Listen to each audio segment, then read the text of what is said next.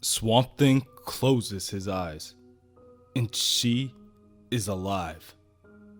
In the private night, behind his eyelids, he can smell her skin. He can see in the diluted autumn sunlight the fine white hairs upon her neck, upon her arm. And then, Swamp Thing opens his eyes, and Abby is still dead. Behind him, the laughter of his enemy, rattling in another man's throat. His creatures swarm about them, coagulating from the tainted air. Abby must not remain in this place. The returned man's presence corrupts its timbers. The walls are sodden with his vileness. To think, Swamp Thing mourned him once when he was dead. One final, clumsy, desperate waltz is what the returned man promised. Swamp Thing stumbles through the crooked house, Abby's cold, still weight still crushed to his chest. He tells himself that Abby must not remain in this place, no matter how grotesque their quadrille may become. Swamp Thing makes it out of the house and into the snow coating the front yard. At this point, there is no driveway. One can barely make out the leaves on the trees through the thick blankets of powder. And then, an immense heat erupts from the center of the home. Out of instinct, Swamp Thing dives to the ground to protect Abby, just barely able to keep her safe from the explosion. Wood and debris burn and fly in every direction. A good amount lands on Swamp Thing and burns his barky epidermis. Well, Holland, have you at last learned despair? You did not have to kill her to teach me despair, Arcane. But you have given me a deeper understanding of abomination. Oh dear, did she mean so much to you? Never fear, I have some good news. She isn't dead at all. It was all a hoax. A breathless carcass that you cradle so protectively. That isn't her. That's just a construct, formed with the abilities I stole from Matthew Cable along with his flesh. Aren't you angry at the way you were deceived? Why don't you rip the construct's head off? You know, as a gesture of defiance. Swamp Thing's hand shakes as he reaches for Abby. You lie. This is Abby. She is dead. Yes, the returned man hisses. Really dead. Swamp Thing turns in the snow and begins to walk off. Wait! Where are you going? You can't just walk away, Holland. You haven't heard the best of it yet. You see, she isn't just dead. She's damned, Holland. Damned to hell. I ripped her soul from her and it pulsed in my hands. Milk white and translucent. And then I hurled it down to the deepest sewers of the afterworld. Just to hear it scream. Such is my power. The power to condemn a stainless innocent to the pit. The power to resurrect the guilty dead and dress them in warm new protoplasm. You murdered me, Holland. You and Cryptman and pale, cold Abigail, launching me upon a fleshless odyssey through the dismal waters beyond death. Dark flotsam bobbed upon those tides. I brought some back with me. The cream of the gallows, the aristocracy of hell. They are returned. They are out there now, celebrating their new skin in the darkness. Sally Parks, flirting in Houma, 22 years after a police marksman made a small hole in her forehead, a larger one at the back. As pretty, as captivating, as psychotic as ever. And Gus Pritchett, plump and fatherly, who smothered children in abandoned refrigerators and went to the electric chair in 1964. And Betty Montclair, who killed herself in a garage after committing a crime that cannot easily be put into words. And Mark Newell and Eric Loveday. They are returned, and they are but the first. It is the apocalypse. My apocalypse. The returned man's mouth rips open, and he throws up a swarm of wasps. The insects converge around Swamp Thing, each one taking its turn to pick at his skin. He runs feverishly in a desperate attempt to keep Abby away from the swarm, but with each step, a demon is waiting to nip at his feet. Run, Holland! Run, encumbered with your stupid, pointless burden. For there is no rock to hide you, no beacon of incorruptible goodness to light your way. Swamp Thing runs. He runs until even he begins to feel the harshness of the cold air around him. But he must not weaken now. He tells himself that he has made too many mistakes already. Dreams that went unquestioned, the warnings unheeded, the omens ignored. This is the final battle, and he must not weaken now. Swamp Thing continues to run until he arrives at the center of the swamp. Swamp Thing looks around, and the trees surrounding him begin to transform. The bark on the trunks morph and sharpen to make vicious-looking faces, each one laughing at the hero. Aren't you tired, Holland? Tired of all this pointless running? The swamps will not protect you, for this is my world now. These are my swamps, to do with as I please. You survive at my indulgence, Holland. After all these years, the victory is mine. There is no point in running.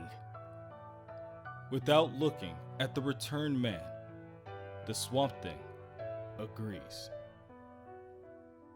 There is no need for running. Not now. Don't be ridiculous, Holland. What are you talking about? Swamp Thing kneels down to place Abby onto a small patch of grass, still untouched by the snow. You have made a mistake, Arcane. Things have changed since you were dead. I am not Holland. I am Swamp Thing. I am of the clean earth. I am in my place of power, and you should not have come here. Swamp Thing turns around and attacks Arcane. He hits the returned man with a charged punch and places it directly at the ribcage. When the hit makes contact, demons are forced out of Arcane's body. The returned man, who was floating in air, falls to his knees and begins to vomit uncontrollably. You hurt me! The skin on his face begins to turn listless and gray. His teeth become jagged but you have no magic, unless some elemental force, but when I encountered you before, you... No, Arcane. Swamp Thing bellows as he lunges forward to grab his enemy. You have never encountered me before. This is our first battle. This is our final battle. Swamp Thing spins Arcane around, then throws him headfirst into the ground. He then continues by dragging the Return Man through the rocks. You claim the earth for your own, Arcane, yet you have not a tenth of the earth's power. You mock God. You make the world worthless with your lies. How dare you? And on their way to Louisiana, the dark souls that he had summoned stop in their tracks and stare, confused, into the churning whiteness. And in Houma, a sailor starts screaming and Sally Parks doesn't know why, until blood trickles down her cheek and she lifts her hand to investigate. In a mile outside town, the premises of Black River Recorporations begins to liquefy and melt, releasing a stench like spoiled meat. And deep within the borrowed flesh of the returned man, something stirs. Matthew Cable awakens and attempts to retake control of his body. Swamp Thing watches in confusion as Matthew writhes around on the ground. No! The returned man screams. Not you! Leave me alone! This flesh is mine now! But Matthew will not give up. The returned man was too powerful for Matthew to challenge before. But now that his power is waning, Matthew has chosen to make his move. Cable! You fool! You'll kill us both! Good, Matthew tells him. We both deserve it. Just as long as I get to send you where you sent my wife. Goodbye, Arcane. Swamp Thing closes his eyes and looks away. But even from behind his eyelids, in the private night, he hears the scream of his enemy. The returned man is falling, his unclean spirit too torn, too battered to resist that terrible gravity. And in his eyes, the dreadful knowledge, the knowledge of what waits for him below. And then the returned man is gone, once again, and there is only Matt. Hello, Alec, he whimpers out, struggling to smirk through the pain. Swamp Thing quickly kneels down so that he can place Matt comfortably against a tree. Arcane has gone? But you are hurt. These wounds that open. I'm dying, Matt interrupts. It's for the best, after what I let him do. Matt, he possessed you. His was the only evil. No, I let him. I was weak.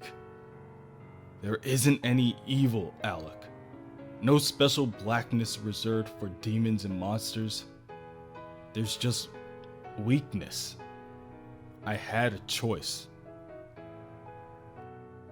Matt, you are rambling. Your power. Can't you repair yourself? Perhaps, Matt says. Besides laying on the tree, he begins to crawl towards his wife. Enough power to repair one, but I don't want to live, and it isn't me that needs repairing. Abby? Matt, do you mean that you could? I don't know. I might. Matt grabs onto Abby's cold hand. Her cells. Some decomposition. I have to reverse it. And the blood. I have to increase anticoagulants to make it flow again. The heart. I have to move the heart. Yes, okay, it's beating. And the lungs. In, out, in, out. If I can only reach her soul. Matt reaches and grazes his wife's fingertips, but it's too late. Something reaches out and pulls Abby away, back into the depths. Meanwhile, Swamp Thing is smiling eagerly, awaiting his friend's return. Time passes, and nothing happens. Abby is gone. And with the last of his power depleted, Matthew is not long for this world either. His last words are, "I'm sorry, Alec. I'm so very, very sorry." A little while later, a police car creeps slowly through the snow-covered street just outside Houma. One of the officers in the car turns to the other and sighs. "What a night! You remember a night like this, Bobby?" "No, I don't remember a night like this." "Me neither. Thought we was never gonna get that sailor in the drunk tank. All that stuff about women with holes in their heads." A fruitcake. "Yeah, but what about those people Teddy and Earl picked up on the interstate? Little kiddies walking about in the snow." Bobby, the driver of the car, tries to ignore his partner by focusing on the road. "Jeez," he says as the car approaches a lifeless body laying in the street. "What is it, Bobby? Why'd you pull over? Is it..." Oh. The two officers leave the vehicle and approach the body of Matthew Cable. "This guy's been in some kind of accident, all right. He ain't hardly breathing. Got steering column fractures. The works." "Looks that way," Bobby agrees. "But, where's his car?" From within the shadows, Swamp Thing watches as the two officers lift up Matthew and haul him into the back of their squad car. The sound of the engine revving in the distance gives Swamp Thing a small sense of finality. So he leaves, once again, to return to the swamp. Abby still lies where he left her. She breathes. Her heart beats. But a heartbeat is not a woman. A breath is not Abby. Her breast moves, but it is empty. There is no one there.